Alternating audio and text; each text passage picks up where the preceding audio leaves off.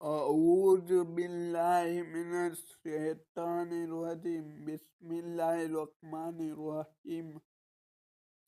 اور اس نے آدم علیہ السلام کو سب چیزوں کے نام سکھائے، پھر انہیں فرشتوں کے سامنے کیا، پھر کہا مجھ کو ان کے نام بتلاؤ اگر تم سچے ہو۔ انہوں نے کہا تو پاک ہے، ہمیں کوئی علم نہیں مگر صرف وہ جو تو نے ہمیں سکھا دیا، بے شک تو ہی جاننے والا حکمت والا ہے۔ اس نے فرمایا اے آدم انہیں ان کے نام بتلا دے۔ سو جب اس نے ان کے نام بتلائے، اس نے فرمایا کیا میں نے نہیں کہا تھا کہ میں جانتا ہوں چھپی ہوئی باتیں آسمانوں اور زمین کی، اور میں جانتا ہوں جو تم ظاہر کرتے ہو اور جو تم چھپاتے ہو۔ اور جب ہم نے فرشتوں کو کہا تم آدم کو سجدہ کرو تو ابلیس کے سوائے انہوں نے سجدہ کیا، اس نے انکار کیا اور تکبر کیا، وہ کافروں میں سے ہو گیا۔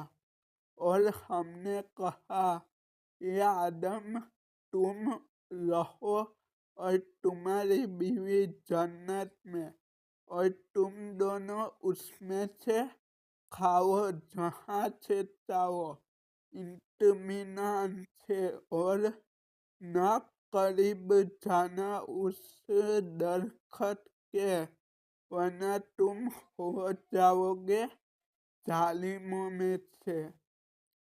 پھر شیطان نے ان دونوں کو پھسلایا، اس نے پھر انہیں نکلوا دیا اس حالت سے جس میں وہ تھے، اور ہم نے کہا تم اتر جاؤ، تمہارے باز کے دشمن ہے اور تمہارے لیے زمین میں ٹھکانہ ہے، اور ایک وقت تک سامان زندگی ہے۔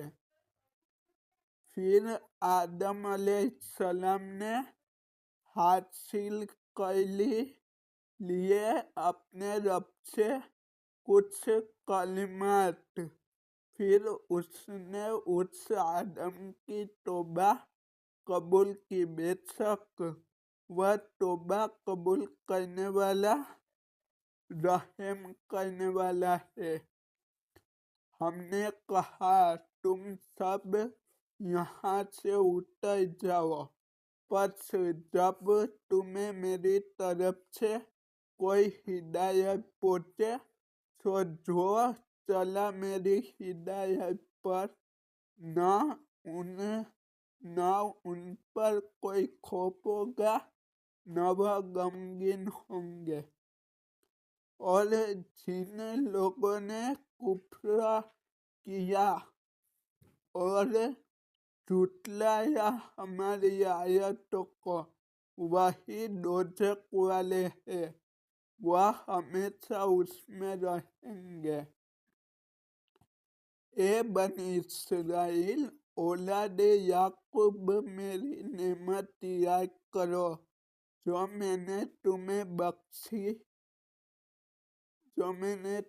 بخشی، اور پورا کرو میرے ساتھ کیا گیا عہد۔